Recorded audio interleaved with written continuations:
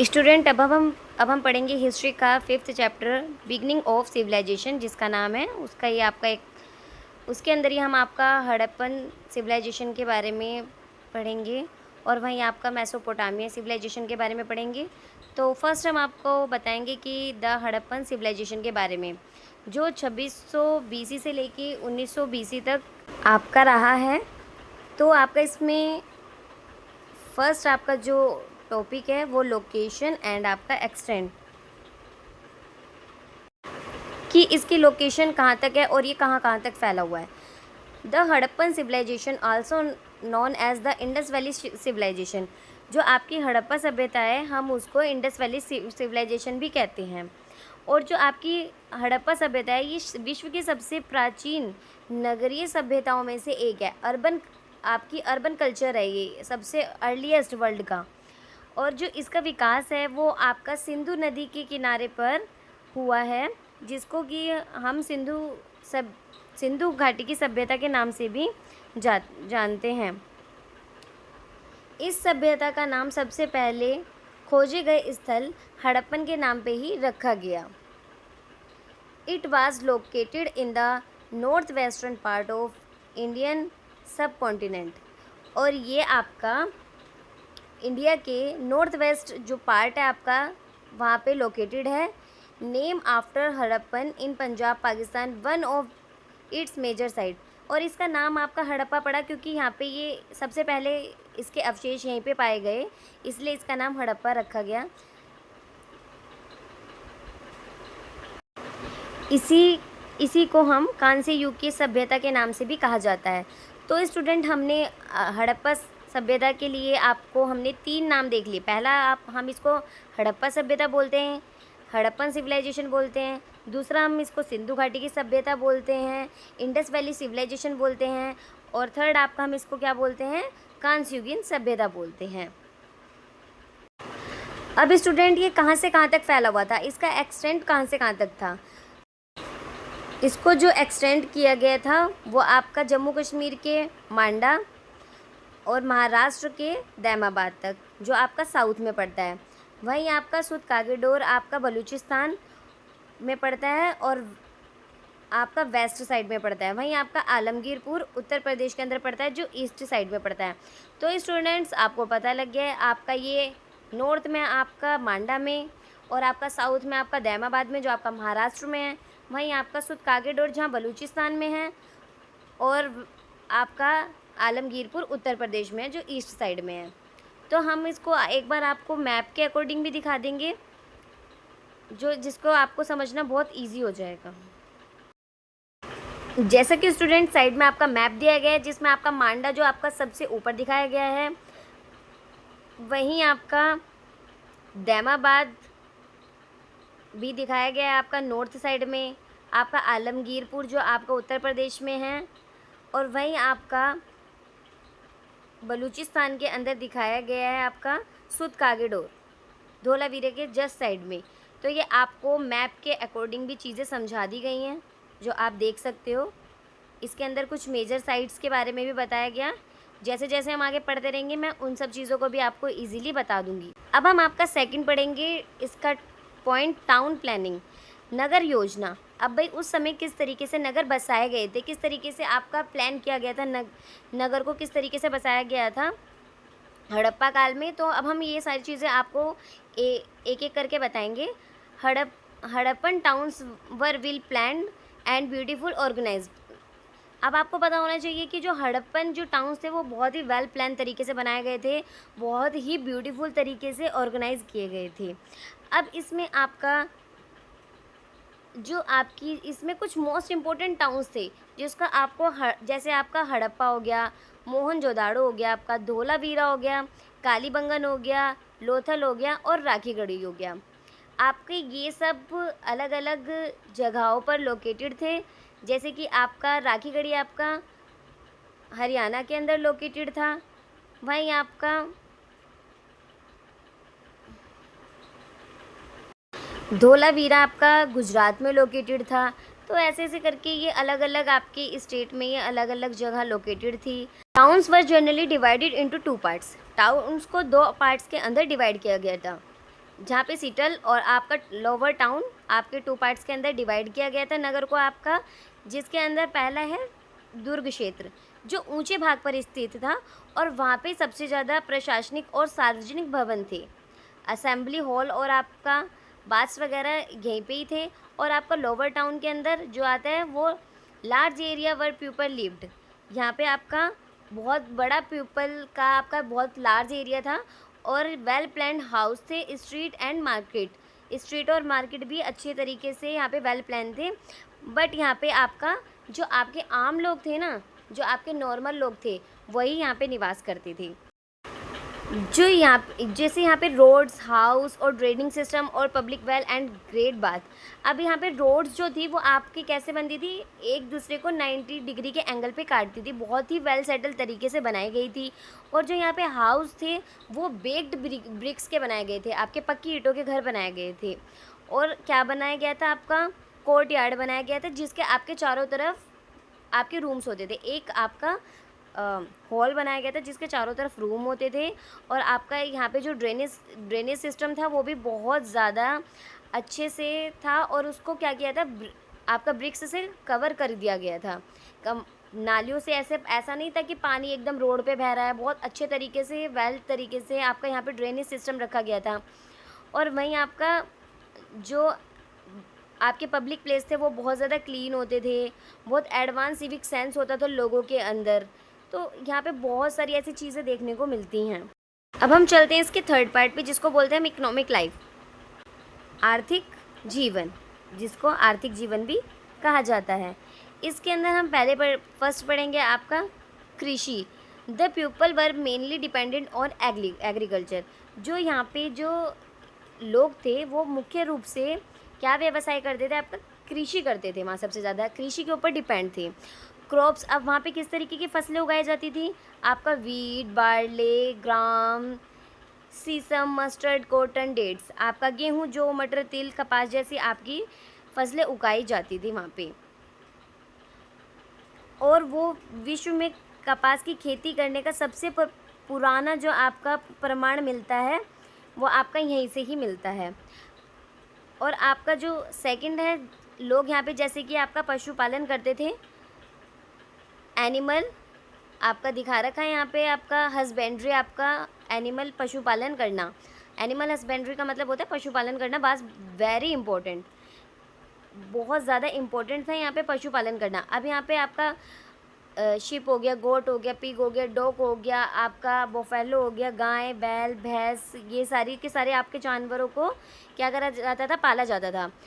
Other occupation के अंदर आपका क्या, अदर ऑक्यूपेशन के अंदर अलग कौन सा व्यापार करते थे, वो कौन सा आपका ऑक्यूपेशन करते थे, जैसे कि आपका पोइट्री हो गया, आपका बियर्ड मेकिंग हो गया आपका। तो आपकी ये सब चीज़ें करते थे, जिसके अंदर वो क्या करते थे, आपका आंतरिक और बाहरी दोनों प्रकार का व्यापार करते थे इस टाइम पे। और जो आपका व्यापार करने के लिए आपका क्या होता था, मेनली आपका व्यापार करने के लिए वो मोहरों का यूज़ करते थे। ओके, उस टाइम पे आपका किसी तरीके के कॉइन्स तो होते नहीं थे, उस टाइम पे वो क्या करते थे, आपका मोहरों का यूज़ करते थे। और किस चीज़ का करते थे, आपका किस तरीके का आपका व्यवसाय करते थे, आपका वो जैसे कि बर्तन बनाना, इन सब चीज़ों का आपका व्यापार करते थे। अब in well developed trade with in the country and abroad, उनका जो व्यवसाय होता था वो तो मैंने आपको बता ही दिया है कि आंतरिक और बाह्य दोनों प्रकार का व्यापार करते थे। वो अपने देश के अंदर भी व्यापार करते थे और उस समय वो अपने देश के बाहर भी व्यापार करते थे। Internal trade with Mesopotamia, Oman, Bahrain and central Asia. अब वो किस किस के साथ आपका ट्रेड करते थे, मेसोपोटामिया के साथ करते थे, ओमान के, बहरीन के, और जितना भी आपका सेंट्रल एरिया का हिस्सा होता है वो सब कवर करते थे। Lothal had a dockyard with show maritime trade. अब आपका जो लोथल है, जो आपका गुजरात के आपका किनारे पे बसा हुआ है, वो उसका क्या होता है, वो एक बंदरगाह था जो क्या करता था, जिससे हमें ये पता लगता है कि वो लोग पानी के थ्रू क्या करते थे, अपने सामान को इधर से उधर भेजते थे। वहाँ बंदरगाह था, वो क्या करते थे, शिप से दूसरे आपका कंट्री से सामान मंगाते थे और अपना सामान दूसरी कंट्री में भेजते थे। लोथल आपके बंदरगाह होने की यही आपके प्रमाण मिलते हैं, जो कि आपका क्लियर करता है व्यापार को। Measure and weights used a standard system of weightage and uniform measures. अब क्या करते थे माप तोल के लिए, वो उस टाइम पे क्या करते थे, आपका तराजू का यूज़ करते थे। आपका जो आपके बाट होते हैं ना, जो आज भी चलते हैं, उन सब चीज़ों का यूज़ करते थे, जिससे कि क्या होता था, आपका चीज़ें बहुत तरीके से आपका तोली जाती थी, एक जगह से दूसरी जगह तक भेजी जाती थी, जहाँ पे व्यापार बहुत अच्छे तरीके से किया जाता था। जो आपका लास्ट लाइन में चीज़ों को क्लियर भी करता है, evidence of seals and sealing suggest trade and administration. आपका ये जो बहुत अच्छे तरीके से आपका ट्रेड करने के लिए यूज़ होता था, जितने भी आपके माप तोल करने की चीज़ें होती थी उस समय में। जैसे कि आपको साइड बाय साइड चीज़ें बहुत सारी शो भी की गई हैं, जैसे आपका स्टैंडर्ड आपका वेटेज आपका दिखाया गया है इसके अंदर, तो आप ये देख सकते हो। और आपका यहाँ पे डॉकयार्ड के भी आपका यहाँ पे चित्र बनाया गया है, जितना भी है आप इसको देख सकते हो अच्छे से। वहीं आपका फोर्थ टॉपिक है art and craft. The Harappan were skilled artisan. जो हड़प्पा के लोग थे वो कुशल कलाकार और शिल्पकार थे। ठीक है, जैसे pottery, beautiful red ware pottery with black design. उस टाइम पे जो पोट्री आपकी जो मिट्टी के बर्तन बनाए जाते थे, उसको क्या करते थे, पहले उसको रेड कलर उसके ऊपर प्रॉपर कर दिया जाता था, और जो आपके ब्लैक कलर से क्या किया जाता था, पेंट से उसके अंदर डिज़ाइन बनाए जाते थे। वहीं आपका क्या किया जाता था, metal work, used copper, bronze, lead, tin and gold. उस टाइम पे आपका क्या करते थे, वो सोना, चांदी, तांबा, इन सब चीज़ों से क्या करते थे, आपका बहुत सारे आभूषण बनाते थे। ठीक है, बहुत सारी ज्वेलरी बनाते थे, और क्या बनाते थे, टूल्स भी बनाते थे, वेपन्स भी बनाते थे आपका इन सब चीज़ों से, आपका कॉपर से, ब्रॉन्ज, लेड से। वही नेक्स्ट आपका सील्स है। सील्स मतलब क्या होता है, मोहरे होते हैं। जो मोहरे थी उस टाइम पे किससे बनाई जाती थी, पत्थर से बनाई जाती थी, और उसके अंदर किसकी आपको आकृति दिखती थी, with animal and showed inscriptions. आपका जो पशुओं की आकृति आपको मोहरों पे अंकित होती थी। या आपको देखो साइड में दिख रही है ना, एक मोहर दिख रही है, उसके अंदर एक पशु की आकृति दिख रही है। अब वहीं हो गया टेराकोटा फिगर। अब टेराकोटा के बारे में बताएंगे हम आपको। टेराकोटा क्या होता था, पकी हुई मिट्टी को ही आपका टेराकोटा कहा जाता है, जिससे कि आपका क्या बनते थे, टॉयज़ बनते थे, मेड टॉयज़ बनते थे, एनिमल एंड ह्यूमन फिगर्स को बनाया जाता था। अदर क्राफ्ट्स में आपका शेल वर्क है, आपका आइवरी वर्क आपका आ जाता है, ज्वेलरी मेकिंग आ जाता है। तो ये सब काम वो आपका करते थे, जैसे सीपी आपका सीप से कुछ बनाना, आपका उनका ज्वेलरी बनाना। ये आपको पता है कि इस टाइम पे आपका गोल्ड, मेटल, आपका कॉपर, ब्रॉन्ज़, ये सब तो आ ही गया था, तो ये सब यूज़ करके वो अपनी ज्वेलरी वगैरह भी बनाते थे। नेक्स्ट टॉपिक आपका, इसका 5th पॉइंट है आपका रिलीजन। अब हड़प्पा के लोग किस तरीके, इनका क्या रिलीजन था। The Harappan were probably polytheist. अब आपका हड़प्पा सभ्यता की जो लिपि थी ना, वो अभी तक पढ़ी नहीं जा सकी। वो उस टाइम पे बहुत अलग ही आपका लैंग्वेज का यूज़ करते थे, इसलिए धर्म की जानकारी मुख्यतः उनकी किससे मिलती है, आपकी मूर्तियों से मिलती है और मोहरों से मिलती है। Evidence is mostly for seals, terracotta, आपका फिगर्स एंड ऑब्जेक्ट। वहाँ पे कि उस टाइम पे जो वहाँ के लोग थे वो अलग ही तरह की लिपि लिखते थे। उस लिपि को आज भी हम नहीं पढ़ पाए, इसलिए हम वहाँ के जो रिलीजन है आपका, उसको हम किस चीज़ से देखते हैं, जैसा कि आपकी मदर गॉड है, आपकी पशुपति सील है आपकी। ठीक है, मातृ देवी की वो लोग क्या करते थे, पूजा करते थे। टेराकोटा फीमेल थी, वो आपकी टेराकोटा से आपकी एक फ़ीमेल बनाई गई थी, आपकी मिट्टी की स्त्री की मूर्ति मिलती है, जिसे हम क्या बोलते हैं, हम उसको मदर गॉडेस। ठीक है, हम उसको बोलते हैं मातृ देवी की मूर्ति। वहीं आपका दूसरा है आपका पशुपति सील। जो आपका पशुपति की पूजा करते थे, वो एक मोहर पर योग मुद्रा में बैठे व्यक्ति का चित्र मिला है। इस टाइम पे a seal showing a horn figure seated in a yogic posture surrounded by animal. और उसके चारों तरफ क्या मिले हैं, हमें बहुत सारे एनिमल मिले हैं। इसको हम क्या जिसको हमने क्या बोला, पशुपति। इसे प्रारंभिक शिव या पशुपति माना जाता है। स्केयर्ड एनिमल, इसके अंदर कौन कौन से एनिमल आते हैं। पशु पूजा किस किस चीज़ की जाती थी आपका, bull, unicorn, elephant, tiger, rhinoceros etcetera. बैल, हाथी, बाघ, गैंडा आदि पशुओं को पवित्र उस टाइम पे आपका क्या माना जाता था, वॉरशिप ऑफ नेचर। आपको क्या होता था, नेचर की आपकी क्या की जाती थी, आपकी पूजा की जाती थी। आपको नेचर को ही उस टाइम पे बहुत कुछ आपका माना जाता है। जैसे आपका पीपल का वृक्ष हो गया, पीपल ट्री हो गया, animal and possibly water weird scared. आपका जो है आपका एनिमल्स जो होते हैं, और आपका पानी हो गया, और भी आपके बहुत सारी चीज़ें होती थी। आपका सन हो गया, वो प्रकृति को बहुत ज़्यादा वैल्यू देते थे और प्रकृति की ही मोस्टली पूजा करते थे। Great bath and ritual object suggest some form of ritual practices. अब उनके लिए स्नान का महत्व क्या होता था, धार्मिक कार्यों में स्नान को महत्वपूर्ण माना जाता था उनके लिए। आपको पता है, मैंने ऊपर भी आपको बताया था कि वहाँ पे ये क्या होता था, बड़े बड़े बाथ एरियाज़ आपके बनाए जाते थे, बड़े बड़े स्नान घर आपके बनाए जाते थे। और वो क्या करते थे, वहाँ पे उसको धार्मिक कार्यों को करने के लिए वो सबसे पहले वहाँ जाके आपका स्नान करते थे, और वो भी आपका बहुत ही सिस्टमेटिक तरीके से बनाया गया था। तो आप स्टूडेंट्स, आप यहाँ पे मदर ऑफ गॉडेस, आपका मातृ देवी की मूर्ति देख सकते हो, और आपके पशुपति सील को देख सकते हो। आप पशुपति के आपको किस तरीके से आप पशुपति मोहर पे अंकित किए गए हैं, उसके चारों तरफ आपके एनिमल्स हैं। ये सब चीज़ें आपकी पूछी जाती हैं एग्ज़ाम में, तो आप इसको अच्छे से एक बार देख लीजिएगा। अब हम लास्ट बताने वाले हैं आपको हड़प्पन सभ्यता के बारे में, डिक्लाइन ऑफ द सिविलाइजेशन। भाई इस हड़प्पा सभ्यता का पतन के बारे में बताएंगे अब। इसमें आपका जो हड़प्पा सभ्यता लगभग 1900 ईसा पूर्व के बाद धीरे धीरे समाप्त होने लगी। ठीक है, स्टार्टेड डिक्लाइन होने लगा हड़प्पन सिविलाइजेशन का। रीज़न क्या था, ठीक है, अब इसका रीज़न क्या था, जो आपके पतन के जो आपके कारण थे उसके अंदर क्या क्या आता है, जिसने लोगों ने माना है। चेंज इन रिवर, क्या था, नदियों का मार्ग बदलना। कुछ नदियाँ सूख गई या कुछ नदियों ने अपना मार्ग बदल लिया।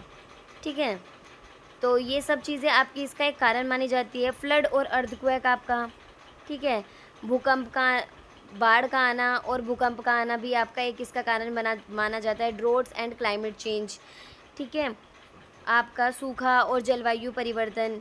जैसे कृषि उत्पादन कम हो गया होगा तो क्या हुआ, लोगों का धीरे धीरे करके लोग उस जगह को छोड़ के दूसरी जगह चले गए होंगे, और वो सभ्यता धीरे धीरे करके ख़त्म हो गई होगी। डिप्लेटेशन ऑफ नेचर रिसोर्सेज, अब क्या हुआ होगा, जो भी प्राकृतिक संसाधनों की कमी हो गई होगी, लोगों ने क्या किया होगा, संसाधनों का अत्यधिक उपयोग करना शुरू कर दिया होगा, जो कि वहाँ पे जितने भी आपके वहाँ पे संसाधन थे वो सब ख़त्म हो गए होंगे। इसलिए आपका धीरे धीरे करके आपका जो आपका सिविलाइजेशन है वो धीरे धीरे करके ख़त्म होनी शुरू हो गई। स्प्रेड ऑफ डिजीज़, वहाँ पे कोई ऐसी बीमारी आई होगी, कैसी महामारी आई होगी जो कि उस पूरी सभ्यता को ख़त्म कर दिया होगा। तो ये कुछ स्कॉलर्स के आपके कुछ व्यूज़ हैं जो कि बताए गए हैं कि भाई इस तरीके से आपका सभ्यता को ख़त्म किया गया होगा। People move to smaller village, कुछ लोग क्या हुआ होगा, पीपल जो लोग होंगे वो छोटे छोटे दूसरे गाँव में जाके बस गए होंगे। तो अब हम ओवरऑल हम क्या बता सकते हैं इसके बारे में, कि जो आपका अधिकांश इस इतिहासकार जो आपका मानते हैं ना, वो हड़प्पा सभ्यता किसी एक कारण से नहीं बल्कि अनेक कारणों के संयुक्त प्रभाव से हुआ होगा, किसी एक वजह से नहीं। क्या पता ये सारी चीज़ें थोड़ी थोड़ी करके और थोड़े थोड़े समय के अंतराल पर हुई हो, इस कारण आपका जो आपकी सिविलाइजेशन है वो आपका ख़त्म हो गई हो। तो स्टूडेंट्स, जो आपका हड़प्पन सिविलाइजेशन है ये आपको बहुत कुछ सिखाती है। आपको टाउन प्लानिंग करना सिखाती है, आपकी इकोनॉमिक लाइफ के बारे में बताती है। इन्होंने बाहर व्यापार करना आपका शुरू कर दिया गया था। आपको आर्ट एंड क्राफ्ट के बारे में बताती है कि चित्रकारी किस तरीके से की जाने लगी थी, मिट्टी के बर्तन पे चित्रकारी कैसे होती थी। आपका इन्होंने बाट का यूज़ कर दिया था आपको वेट को नापने के लिए, आपका तराजू का यूज़ करने लगे थे ये लोग। और ये लोग रिलीजन को आपका कहीं न कहीं फ़ॉलो करने लगे थे। उस टाइम पे इनकी जो लिपि है वो समझ तो आई नहीं है, बट जो इनके द्वारा बनाई गई बहुत सारी मूर्तियाँ हैं और आपका इनके द्वारा बनाए गए जो भी आपकी जो मोहरें होती हैं, मोहरों पे बने बने हुए हैं आपके पशुपति की आपकी जो स्ट्रक्चर है, आपको उनसे चीज़ों के बारे में पता लग जाता है। फिर वहीं आपको बताया गया है कि इसका डिक्लाइन कैसे हुआ। तो नेक्स्ट वीडियो में मैं आपको इसके क्वेश्चन आंसर बताऊँगी शॉर्ट्स में, और आपको इसका नेक्स्ट टॉपिक भी कवर करवाऊँगी आपकी नेक्स्ट वीडियो में। Thank you. अगर आपको मेरी वीडियोज़ अच्छी लग रही है तो आप मेरी वीडियो को लाइक, शेयर और सब्सक्राइब कीजिएगा। Thank you.